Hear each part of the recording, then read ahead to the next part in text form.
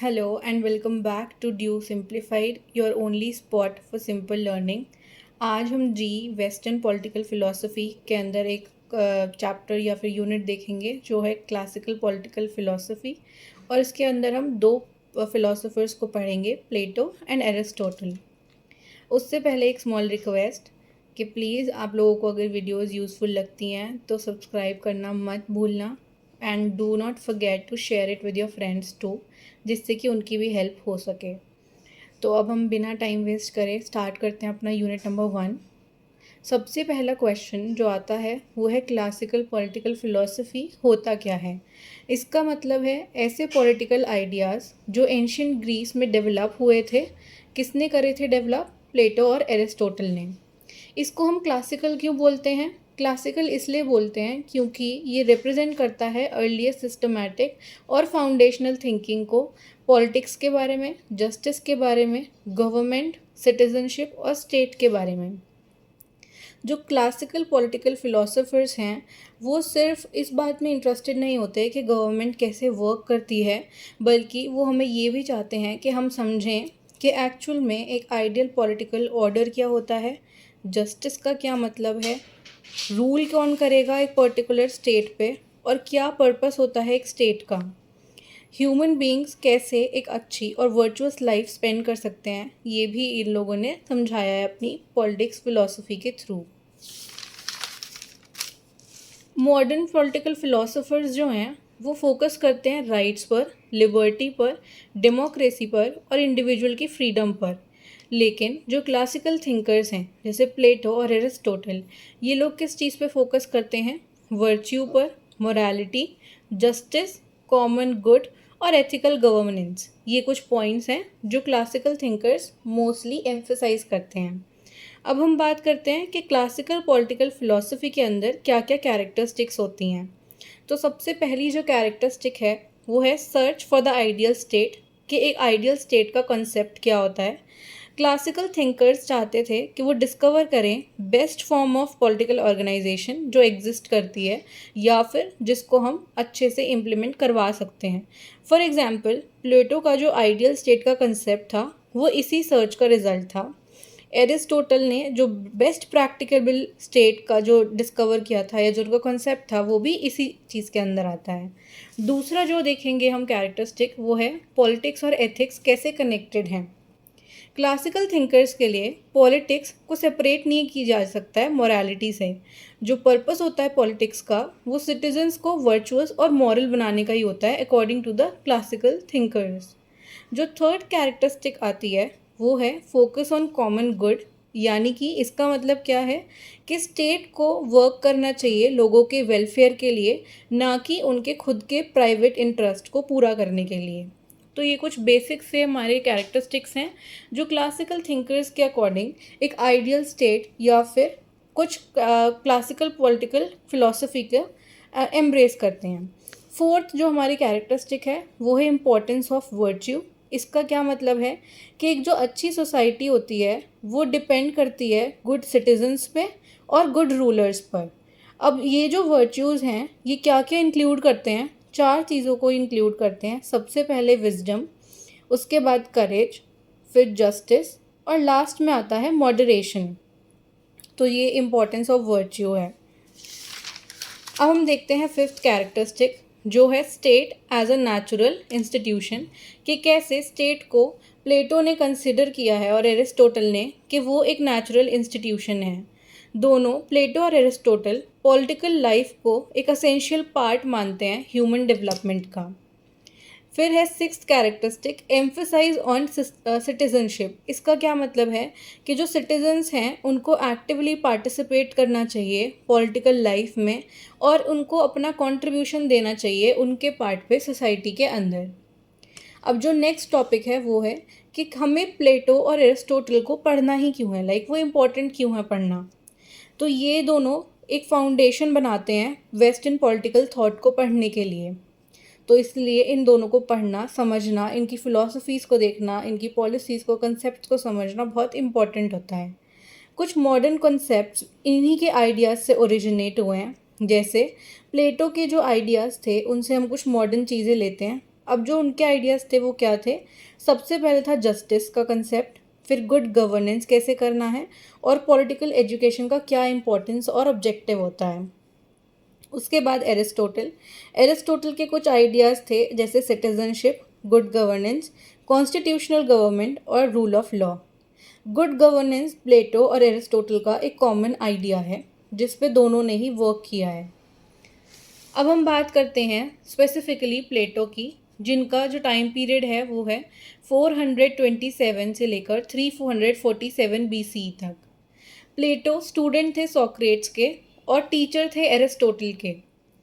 उन्होंने find out करा था एक फेमस एकेडमी एथेंस के अंदर, और उसको one of the greatest political philosophers भी माना जाता है। किनको? प्लेटो को। हिस्टोरिकल कंटेक्स्ट देख लेते हैं प्लेटो का। प्लेटो कहाँ पर रहते थे और किस सिचुएशन में रहते थे? वो एक पॉलिटिकल इंस्टेबिलिटी के टाइम पर रहते थे जब एथेंस में पेलोपोनेशियन वॉर चल रहा था। एथेंस और किसके बीच में? एथेंस और स्पार्टा के बीच में। तो अगर आपको नहीं पता था तो ये थोड़ा इम्पोर्टेंट है पढ़ना और याद रखना कि हिस्टोरिकल कंटेक्स्ट क्या था प्लेटो के लाइक उनके ग्रो होने के पीछे। करप्शन और फैक्शनलिज्म एक इम्पॉर्टेंट पॉइंट है, और कैसे सोक्रेट्स का एग्जीक्यूशन हुआ था वो भी एक बहुत बड़ा इम्पैक्ट डालता है प्लेटो की पॉलिसीज़ या फिर कॉन्सेप्ट्स के पीछे। जब डेथ हो गई थी सोक्रेट्स की तो प्लेटो कन्विंस हो गए थे कि जो पॉलिटिकल सिस्टम्स हैं उनको वाइज रूलर्स चाहिए, ना कि इग्नोरेंट मासेस। यानी कि उन्होंने अपना जो कंसेप्ट निकाला था सारी चीज़ों का पॉलिटिक्स से रिलेटेड, वो सोक्रेट्स की डेथ के बाद दिया था। कुछ मेजर वर्क्स हैं प्लेटो के जिनके अंदर क्या क्या आता है। सबसे पहला वर्क है द रिपब्लिक, जो कि मोस्ट इम्पॉर्टेंट है इस सब्जेक्ट के कंटेक्स्ट में। फिर है द स्टेट्समैन, और द थर्ड है द लॉज। अब हम बात करते हैं प्लेटो के जस्टिस के कॉन्सेप्ट की। जस्टिस जो है वो सेंट्रल आइडिया है द रिपब्लिक, यानी कि उनके एक मेजर वर्क से। जस्टिस का मतलब होता है कि एक इंडिविजुअल परफॉर्म कर रहा है अपना फंक्शन जो उसको नेचुरली सूट करता है, और वो इंटरफेयर भी ना करे दूसरों के वर्क में। तो प्लेटो के जस्टिस का कॉन्सेप्ट ये था कि जब एक इंसान अपने फंक्शन अपने नेचुरली सूटेड काम को ही करे और वो किसी और काम में इंटरफेयर ना करे। जस्टिस उनके अकॉर्डिंग हार्मनी और ऑर्डर क्रिएट करता है सोसाइटी के अंदर। 3 पार्ट्स आते हैं एक सोल के अंदर। सबसे पहला है रीज़न। रीज़न से मिलता है हमें विजडम, एंड वो किसके लिए इम्पोर्टेंट होता है? रूलर्स के लिए इम्पोर्टेंट होता है। सेकंड है स्पिरिट। स्पिरिट से हमें मिलता है करेज, एंड करेज किसके अंदर सबसे ज़्यादा मिलता है? सोल्जर्स के अंदर। Then third is appetite. Appetite से होता है temperance, and temperance is important for producers, यानी कि फार्मर्स या एग्रीकल्चरलिस्ट। तो एक पर्सन मेंटेन करता है बैलेंस इन तीनों एलिमेंट्स के लिए। जो जस्ट पर्सन होता है यानी कि गुड सिटीजन होता है वो बैलेंस करता है इन तीनों एलिमेंट को। जस्टिस एग्जिस्ट करती है जब हर एक क्लास अपना प्रॉपर फंक्शन परफॉर्म करे according to their parts, according to the structure that Plato has advised. अब हम बात करते हैं फिलोसोफर किंग के कॉन्सेप्ट को। ये आइडिया प्लेटो का मोस्ट फेमस आइडिया है पॉलिटिकल थॉट के अंदर। उनके अकॉर्डिंग एक फिलोसोफर किंग कौन होता है? एक रूलर जो कि जिसके पास विजडम भी होता है, नॉलेज भी होता है और वर्च्यू भी होता है। अब सिर्फ फिलोसोफर्स को ही क्यों रूल करना चाहिए? तो प्लेटो ने इसका रीज़न भी किया है प्रॉपरली कि सिर्फ फिलोसोफर्स ही क्यों इम्पोर्टेंट हैं फॉर बिकमिंग अ किंग। तो सबसे पहला पॉइंट आता है कि वो सच को देखते हैं, ठीक है। दूसरा, वो रेशनल ह्यूमन बींग्स होते हैं, वो फ्री होते हैं फ्रॉम ग्रीड, उनको कोई मतलब नहीं होता। और लास्टली जो ये हमारा फिलोसोफर किंग होता है ना, ये सिर्फ पब्लिक के वेलफेयर के लिए वर्क करता है, उसका कोई पर्सनल इंटरेस्ट नहीं होता है। तो इसलिए जो प्लेटो हैं उन्होंने कंसेप्ट निकाला था कि रूल किसको करना चाहिए? सिर्फ फिलोसोफर्स को रूल करना चाहिए, क्योंकि उनको सारी चीज़ें अच्छे से पता होती हैं क्या करना चाहिए और क्या नहीं करना चाहिए। ओनली फिलोसोफर्स जो हैं उनके पास ही ट्रू नॉलेज होता है जस्टिस का और गुडनेस का। ये कॉन्सेप्ट था प्लेटो का। अब बात करते हैं प्लेटो के अकॉर्डिंग एजुकेशनल सिस्टम के अंदर क्या होता है। एजुकेशन जो है वो फाउंडेशन होती है according to Plato's political theory. तो education is the foundation of Plato's political theory. उनके अकॉर्डिंग एजुकेशन के अलावा कुछ नहीं हो सकता है। तो एजुकेशन जो है वो ट्रांसफॉर्म करता है एक ऑर्डिनरी इंडिविजुअल को वाइज लीडर्स के अंदर। तो अब हम इसके ऑब्जेक्टिव्स देख लेते हैं एजुकेशन सिस्टम के अंदर। ये सबसे पहले तो एक इंडिविजुअल के वर्च्यू को डेवलप करता है। एक इंडिविजुअल के अंदर जितने भी टैलेंट्स होते हैं जो उसको खुद नहीं पता होते हैं, उनकी डिस्कवरी होती है और वो फ्यूचर रूलर्स को ट्रेन करते हैं through education. Communism of Plato, ये क्या कॉन्सेप्ट है? ये एक तो सबसे पहले अप्लाई होता है गार्जियंस यानी कि रूलर्स के लिए और सोल्जर्स के लिए।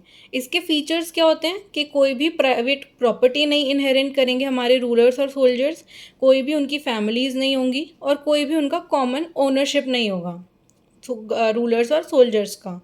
तो इसका पर्पस क्यों होता है कि ये फीचर्स क्यों है कि कोई भी प्रॉपर्टी नहीं होगी, फैमिली नहीं होगी, ओनरशिप नहीं होगी? क्योंकि एक तो ये एलिमिनेट कर देता है सेल्फिश वाली फीलिंग को, हमारे सेल्फिशनेस को एलिमिनेट कर देता है, निकाल देता है हमारे अंदर से। करप्शन को प्रिवेंट करता है क्योंकि अगर फैमिली नहीं होगी, प्रॉपर्टी नहीं होगी तो वो उनके अंदर लाइक ख्याल ही नहीं आएगा करप्शन के लिए। और लॉयल्टी को प्रमोट करता है स्टेट के टुवर्ड्स। थ्योरी ऑफ फॉर्म्स क्या होता है? प्लेटो बिलीव करता है कि परफेक्ट रियलिटीज़ एग्जिस्ट करती हैं एक आइडियल वर्ल्ड के अंदर, जिसको हम बोलते हैं द वर्ल्ड ऑफ फॉर्म्स। अब कुछ एग्जांपल्स हैं वर्ल्ड ऑफ फॉर्म्स के, जैसे परफेक्ट जस्टिस, परफेक्ट गुडनेस और परफेक्ट ब्यूटी। तो एक ideal state according to Plato based होती है परफेक्ट फॉर्म ऑफ जस्टिस के ऊपर।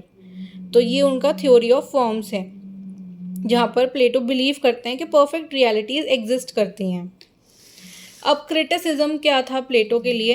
वीकनेसेस जो उनके कॉन्सेप्ट्स में देखी गई कि वो एक्सट्रीमली आइडियलिस्टिक थे, ठीक है, डेमोक्रेटिक नहीं थे, एंटी डेमोक्रेटिक थे, ठीक है, और पर्सनल फ्रीडम को लिमिट कर देते थे। यानी कि if you are becoming a philosopher according to Plato, तो आपका जो पर्सनल फ्रीडम है, आपकी पर्सनल लाइफ है, वो आपको बिल्कुल बंद करनी पड़ेगी। You have to be devoted towards the welfare of people only. Philosopher king जो है वो अथॉरिटेरियन भी बन सकता है क्योंकि इनके कॉन्सेप्ट के अकॉर्डिंग सिर्फ जो फिलोसोफर्स हैं वही गुड रूलर्स हैं एंड उनको क्रिटिसाइज़ कोई नहीं करेगा। अगर फिलोसोफर्स किंग बनेंगे तो फिर वो अथॉरिटेरियन कॉन्सेप्ट की तरफ ही जाएगा। कॉन्ट्रीब्यूशंस क्या थे? सबसे पहला जो इम्पोर्टेंट पॉइंट है जो इनकी स्ट्रेंथ्स में आ सकता है कि इन्होंने सिस्टमैटिक पॉलिटिकल फिलोसोफर का जो कॉन्सेप्ट था वो इन्वेंट किया था and he was the first systematic political philosopher. इन्होंने थ्योरी ऑफ जस्टिस को डेवलप किया था, कंसेप्ट ऑफ आइडियल स्टेट को इंट्रोड्यूस करवाया था टू द वर्ल्ड, और इन्होंने पॉलिटिक्स को मोरालिटी से लिंक करा था कि सिर्फ हमें अपने मॉरल वैल्यूज़ को नहीं भूलना चाहिए जब हम पॉलिटिक्स के अंदर हैं या फिर पॉलिटिकली स्ट्रॉन्ग हैं या पॉलिटिकली इंटरेस्टेड हैं। तो ये हमारा प्लेटो का कंप्लीट हो गया है chapter from this unit. Next जो है वो एरिस्टोटल है and I would make another separate video Aristotle को एक्सप्लेन करने के लिए, क्योंकि फिर वो बहुत लंबी वीडियो हो जाएगी एंड वो आपको समझ नहीं आएगा अच्छे से। तो this was it for the video. I hope आपको प्लेटो समझ आ गए होंगे, उनकी थ्योरीज एंड पॉलिसीज़ जो भी थी। And you do have any doubt, do let me know in the comment section. I will help you out. and अगर इस वीडियो के आपको नोट्स चाहिए या इस पर्टिकुलर यूनिट के नोट्स चाहिए तो उसके लिए मेरा टेलीग्राम चैनल आप यूज़ कर सकते हैं। I will send the PDF there and उसका लिंक आपको डिस्क्रिप्शन में मिल जाएगा। So do not forget to like, share and subscribe to the channel and keep studying. We'll meet you in the next video. Bye bye.